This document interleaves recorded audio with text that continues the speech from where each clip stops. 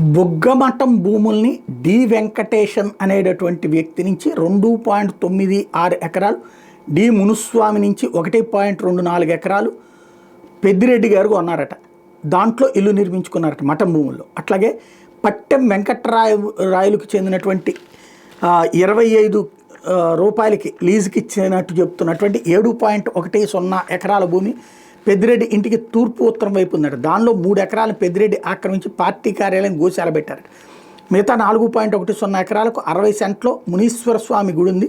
మిగిలిన 3.5 ఎకరాలు పి వెంకటరాయలు స్వాధీనం ఉంది. అతనికి పెద్దిరెడ్డి అండదండలు ఉన్నాయి అన్నటువంటిది ఈనాడు ఇవాళ రాసుకొచ్చినటువంటి ఒక వార్త.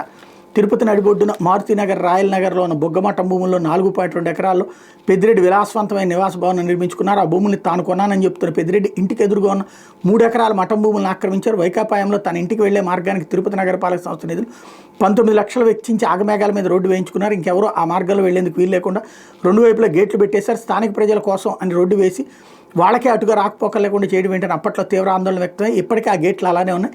ఆ మార్గంలోకి తమను అనుమతిస్తున్న అప్పుడప్పుడు గేట్లు వేసేస్తున్నట్టు అక్కడి వాళ్ళు చెప్తున్నారు అన్నటువంటి వార్తని హైలైట్ చేసింది. ఇందులో బుగ్గమఠం భూమి అంటున్నారు. మరోవైపు భూములు కొనుగోలు చేసింది గతంలో బుగ్గమఠం భూములు కొనుగోలు చేసిన డి వెంకటేష్ నుండి కొన్నారంటున్నారు. అట్లాగే పట్టెం వెంకటరాయలకి ఏడాదికి 25 రూపాయలకి లీజుకి ఇచ్చినట్టు చెప్తున్న 7.10 ఎకరాల భూమిని కొన్నారంటున్నారు. మిగతా 4.10 ఎకరాలకు గాను 60 సెంట్లో మునీశ్వర స్వామి గుడిది. మిగతా 3.5 ఎకరాలు పి వెంకటరాయలు స్వాధీనంలో ఉంది.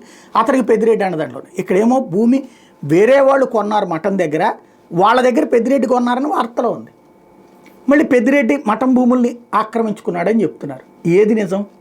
వార్త హెడ్డింగ్ చూస్తే బుగ్గమఠం భూముల్ని కొట్టేశారు, కానీ ఆ లోపల చిన్న ముక్కలో మాత్రం అసలు లెక్క చూస్తే మఠం వేరే వాళ్ళకి అమ్మింది, వాళ్ళ దగ్గర నుంచి పెద్దిరెడ్డి కొన్నారని ఉంది. దీన్ని ఎలా చూడాలి? అదే అర్థం కాదు.